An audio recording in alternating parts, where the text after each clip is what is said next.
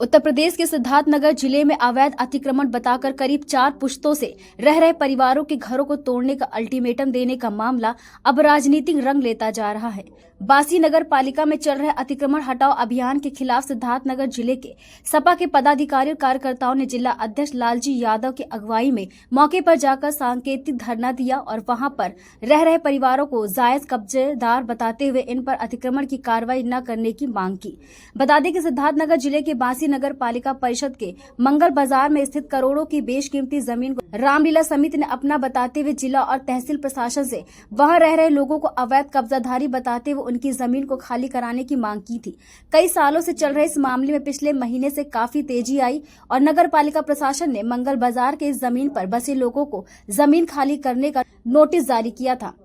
जब लोगों ने वहां से अपना कब्जा नहीं हटाया तो तहसील और नगर पालिका प्रशासन ने 48 घंटे के भीतर इन तथाकथित अवैध कब्जाधारियों के खिलाफ बुलडोजर की कार्रवाई करने की बात कही। तो इस कार्रवाई के खिलाफ सपा के कार्यकर्ता और पदाधिकारी मैदान पर आ गए। इस दौरान सपा जिला अध्यक्ष लालजी यादव ने मीडिया से बात करते हुए अपनी मांगों को स्पष्ट किया। अध्यक्ष जी, आप लोग आज बासी मंगल बाजार के रामलीला मैदान में आए हैं, सांकेतिक धरना दे रहे हैं, क्या है पूरा मामला? धरना ये दे रहे हैं कि आज़ादी के पहले से बासी नगर में व्यापारी बसे हुए हैं, 3-4 रजिस्ट्री हुई है, कोई किसी से लिया कोई किसी से लिया है।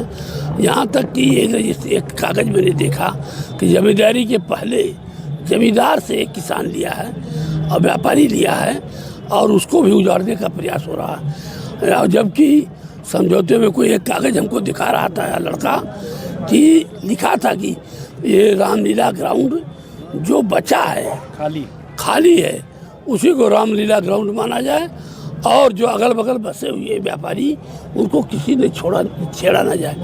सरकार जमींदारी उन्मूलन एक्ट जब लाया तो उसमें ये कानून बना कि जो भी जमींदारी के पहले जिस रूप में बसा है उसको वहाँ आबाद माना जाए, उसको कोई जमींदार कोई सरकार हस्तक्षेप नहीं करेगी। कई कागज उसमें मुझे मिला कि जो जमींदारी के पहले से लोग बसे हुए हैं। इसी को लेकर हम लोग धरना दे रहे हैं। धरना क्या है? सांकेतिक हड़ताल है और प्रशासन से अनुरोध नहीं, प्रशासन से अपेक्षा है कि किसी गरीब आदमी को जो पुराने बसे हुए हैं उनको उजाड़ा न जाए। अगर उजाड़ा गया तो लोकतांत्रिक तरीके से समाजवादी पार्टी धरना देगी। इसकी सारी जिम्मेदारी तहसील प्रशासन की होगी, जिला प्रशासन की होगी। प्रशासन तो कह रहा है ये लोग अवैध रूप से रामलीला की जगह पर कब्जा किए हुए हैं। अवैध रूप से नहीं है, कागज हम लोग देखें जो जमींदारी के पहले एक कागज है, देखिए ये हम आपको दिखा रहे हैं। एक कागज जमींदार से लिया किसी ने, लगान नाम लगान देखिए जमींदार से लिया है। ये प्रशासन झूठ बोल रहा है, प्रशासन झूठ बोल रहा है कि ये अवैध कब्जा। हम लोगों को जानकारी हुई, हमारे अध्यक्ष जी ने बताया, सुबह में हम लोग अपनी पार्टी की आज एक मीटिंग चल रही थी। हम लोगों को जानकारी हुई कि पुलिस के लोग दर्जनों जेसीबी के साथ इस मैदान में आकर के यहाँ सैकड़ों वर्षों से बसे परिवारों को उजाड़ने के लिए जा रहे हैं। हमारे अध्यक्ष जी का निर्देश हुआ कि वहाँ मौके पर पहुँचिए, मैं भी आ रहा हूँ। हम लोग वहाँ से आज चूँकि समाधान दिवस था तो हम लोग तहसील में हमारे क्षेत्रीय विधायक भी मौजूद थे और हमारे यहाँ के एडीएम साहब, एसडीएम साहब, तहसील के और अन्य अधिकारी लोग थे। तो उनसे हम लोगों ने मांग किया, चूँकि हमारे पास सारे कागज़ आए और इन परिवारों का कागज़ ये है 1942 की रजिस्ट्री है, 1950 की रजिस्ट्री है, 1920 में जिन परिवारों ने लगान भरा है अंग्रेज़ों के सरकार में उसकी भी रसीद है। तो अगर 1920 से लेकर के आज तक जो परिवार 105 वर्षों से जो परिवार यहाँ पे रह रहा है उस परिवार को आप अवैध रूप से कब्जेदार कैसे कह रहे हैं? और यह तो प्रशासन की केवल तानाशाही है। हमको लगता है कि इसमें भारतीय जनता पार्टी के लोगों द्वारा दबाव बना करके जिला प्रशासन को गलत तथ्य, गलत जानकारी दे करके यहाँ के लोकल लोगों को परेशान किया जा रहा है, यहाँ पे लोगों का घर उजाड़ा जा रहा है।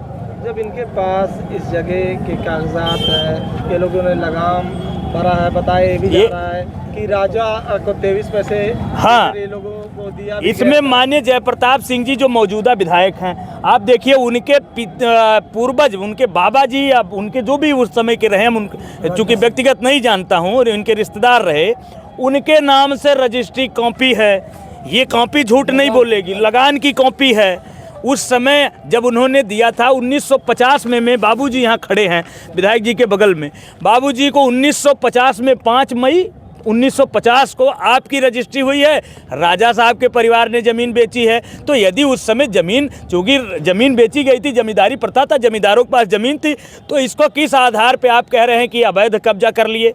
और रामलीला प्रशासन के पक्ष में एक फैसला 1995 को हुआ था, माननीय अध्यक्ष जी ने हमारे बताया इस बात को, उसमें साफ जिलाध्यक्ष जी के साफ ये बताया, जिलाधिकारी जी ने निर्देश दिया था कि जो दुकानें या जो निवासी यहाँ पे काबिज हैं उस पर रामलीला का कोई, अब नगर पालिका का किसी तरह का कोई हस्तक्षेप नहीं होगा।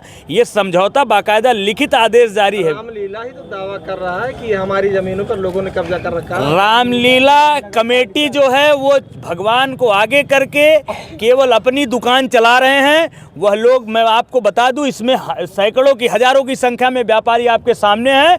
रामलीला समिति इन व्यापारियों से 3-3 हज़ार रुपये और बड़े दुकानदारों से 5 और 10 हज़ार रुपये महीने वसूलते हैं। हमें ये बताएं कि 1995 के आदेश में जब जिलाधिकारी महोदय ने आदेश किया कि जो भी पैसा यहाँ से वसूला जाएगा वो नगर पालिका के कोष में जाएगा, मैं कहना चाहता हूँ एक भी यहाँ की जो समिति है रामलीला के नाम पे जो लूट मचाए हुए लोग हैं वो बताएं कि कितना पैसा राज्यों से सरकार के खजाने में दिए। उन लोगों ने अपने अपने घर बनवाए, अपनी अपनी दुकानें बढ़वा ली, अपनी अपनी लोगों को मजबूत कर लिया। यहाँ के व्यापारियों का केवल वह समिति शोषण कर रही है, उत्पीड़न कर रही है। समाजवादी पार्टी हमारे अध्यक्ष जी के नेतृत्व में इस लड़ाई को तब तक लड़ेंगे जब तक हमारे व्यापारी समाज को, यहाँ के निवासियों को न्याय नहीं मिल जाता है। सिद्धार्थनगर से गुलाम अली सिद्दीकी की रिपोर्ट।